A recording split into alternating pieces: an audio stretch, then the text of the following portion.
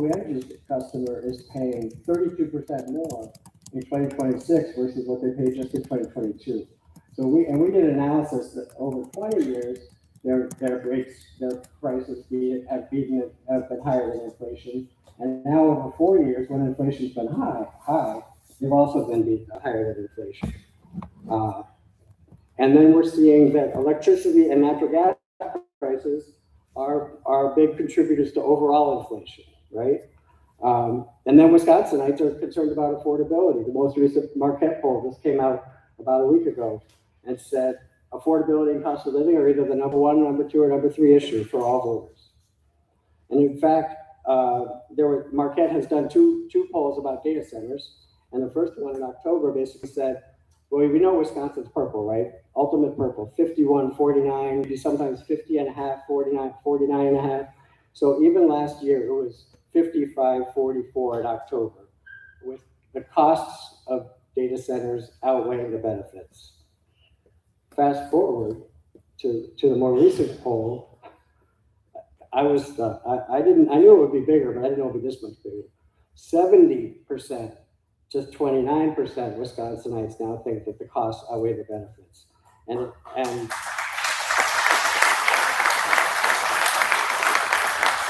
there was an interesting difference in the parties this time. Everybody went up in their criticism, but Republicans just went up a little, 55-43. Independents, it's a 51% gap, and Democrats, it's a 70% gap with 85% concern. So if you saw the the election results last fall in New Jersey, in Virginia, in Georgia, it was a big indictment on higher prices on utility bills. And one of the pundits or stories that ran the next day was said basically Republicans and Democrats don't agree on much, but nobody likes data centers. And the most recent poll, Marquette poll, basically says the same thing. The two takeaways from the media stories were nobody knows who the heck is running for governor, and people don't like data centers. So the utility industry used to be a stodgy, low-risk industry, and now it's caught up in this AI tech wave. So that's where we, as the consumer watchdog, are in this position of let's verify, let's make sure everything is needed, let's make sure that everything is needed. And so I just want to talk about how big these data centers are. So we now know, because of their MEA's lawsuit, that the Alliant project is 220 megawatts. Over by Milwaukee, the data center is, just go forward about 4 slides. The data center the two data centers are 5,300 megawatts, 1,800 for Microsoft, 3,500 for Port Washington at the max. That's as big as We Energy's entire system today. So that's 2 customers using as much energy as 1.1 million customers. So this is huge energy demand. We have concerns about people have all these power plants having to be built, and customers not being able to. The business plans could change for the tech companies, and then customers could be left holding the bag. So in the cases right now at the PSC, go to Tom Hanks. So the concern we had, we wrote a lot of testimony, and basically, it's like 50 pages. It's dense testimony from economists, but basically one of the bottom lines is that instead of the shell company saying it's going to put up the money, no, let's go with the parent. And make sure that customers are protected. In the case itself, the public comment period was extended because the PSC actually, one might say, because of Michael's group's lawsuit, has required more transparency of the Alliant case. So now I can say that it's 220 megawatts. I can say that it's a 10-year contract. Our group is advocating for a 15 to 20-year contract, and we think that's there. And we think that there need to be other protections in place for customers, including better exit fees. Wisconsinites are already paying $1 billion for dead power plants, for power plants that have already shut down that we're still paying for. And the concern is, without good exit fees for these tech companies, how many of these power plants are actually going to be needed? What if the AI tech bubble, as the consumer advocate, we're the watchdog, right? So people think we're Debbie Downer sometimes, but as a former journalist, what the editors used to say is, if your mother says she loves you, check it out, find another source. And so we have to verify what is going on and to make sure that customers aren't holding the bag. So I just wanted to say one more thing, which I will just keep. So the public comment period ended yesterday. A lot of people weighed in, and we think that the PSC will make changes. We think we're asking that even if they approve the contract for the Beaver Dam project, that we had a list of about 12 recommendations for what the PSC should do. But overall, we think that for future Alliant projects, they need to not allow them to do these one-off contracts. They need to actually have a statewide tariff. And at the legislature, we're asking for a statewide framework so that there could be a consistent approach for all data center, all utilities, and dealing with data centers. There's more information I'll cover in the back. Thank you very much.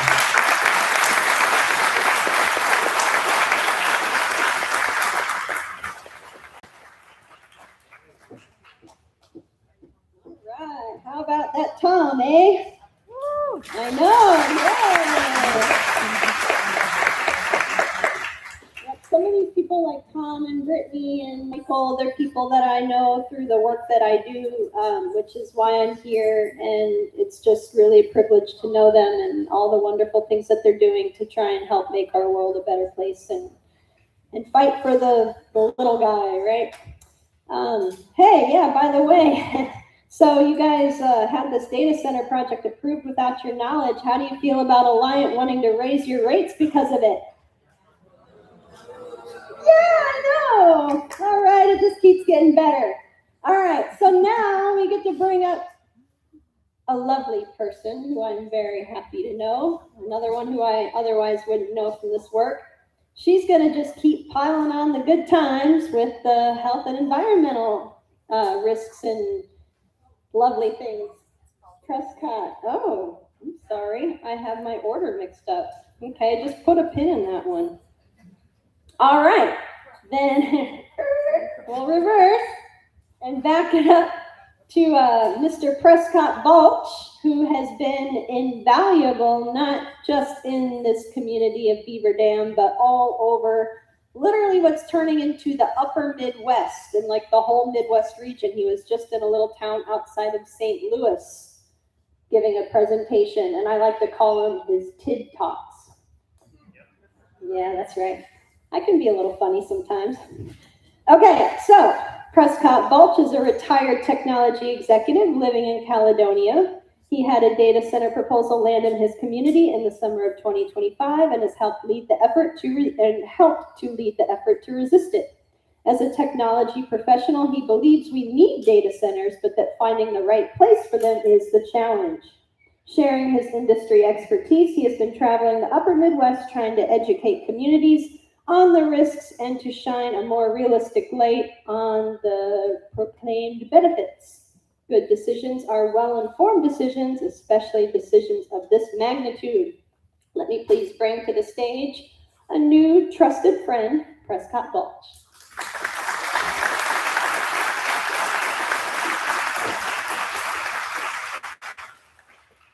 Since Tom told you why your energy rates were going to go up, I'm going to tell you where your taxes are going to go up. So it'd be a nice little segue. I am going to tell you sort of how you got where you are, the kind of mess that was created for you by your elected officials. Similar presentation I did in Port Washington. The only nice thing I'm going to say about what has happened here in terms of the deal is that it's not as bad as Port Washington's. That's it. That's all you got. Sorry, what? Okay.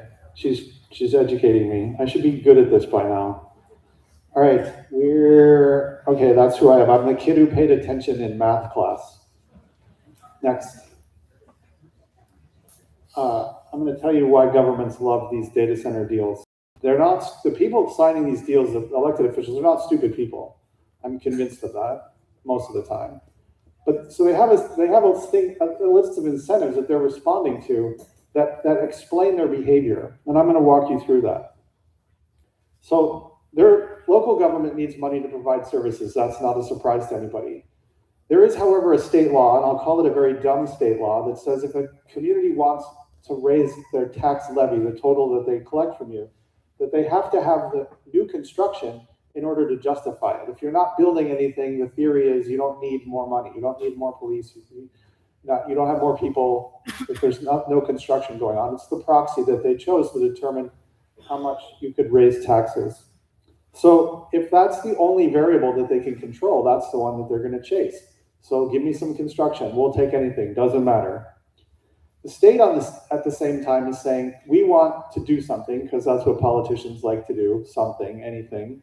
And they decide they want to attract this new data center development stuff. So they pass a sales and use tax exemption. That's worth hundreds of millions of dollars to the 3 active projects in the state. Not a trivial sum. And it's got all of the developers descending on the state looking for big, large swaths of property to build on. Also, the state decided to do something even dumber still, which was exempt Beaver Dam in Port Washington from this thing called the TID 12% rule. You don't need to know what that is. Just trust me that it was a really dumb idea and it was very bipartisan. So this creates a perfect storm. You've got an eager local government, an eager developer, an eager state government. Everybody's eager, and none of you know what's going on while all these eager beavers are running around making a deal. And the question, is anybody looking out for the taxpayer? Spoiler alert on that one, the answer is no. So let's look at the historical performance of Beaver Dam on that one metric that I said was what drove that calculation for how much more tax revenue that they could get out of you. That new construction number, this chart on the right-hand side, the bottom right-hand corner of it says 0.8% per year. That's as much new construction as Beaver Dam has been producing on average for the last 8 years. That is very weak.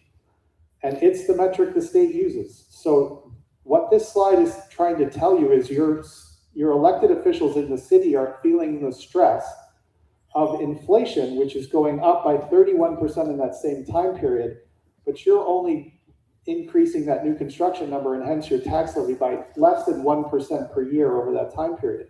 So inflation is eating away at your purchasing power and your city elected officials are getting really nervous. So what do? Well, instead of calling themselves Balloonist LLC, they should have called themselves Nigerian Prince LLC. Because they called up and they said, we can build $567 million worth of a building. All you have to do is give me your bank account number. And they took the call and they gave them their bank account number. So let's talk about the deal. The deal is tax increment financed. I'm not going to explain that to you. You can trust I've done my homework on it. It is the best way to really simply define it to you is it's a loaded weapon pointed at taxpayers. So Meta is going to provide $567 million in new construction, which you now know your city is after because that's the way they get to raise taxes. That's going to produce $187 million in new tax revenue between 2026 and 2045. The city, in turn, out of that $187 million in tax revenue, is promising to give $110 million of that back to Meta.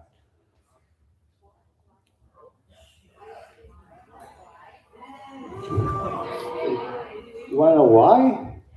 I'll come back to that. Meta, because of their tax payments are stuck in this tax increment thingy, their tax payments don't contribute to your general fund. And as Emily said, through 2044, I'm going to show you why it's through 2046 in a minute. But that's the secret Bob slide at the end. So through the whole duration of this tax increment district and tax increment financing, Meta's just paying things off that are in this separate set of books called the tax increment district. And so the general fund of the city, whether it's police officers, police cars, fire equipment, whatever. None of that is contributed to by the Meta tax payments. Meta's tax payments are stuck in the TID, paying for things in the TID, by the way, one of which is paying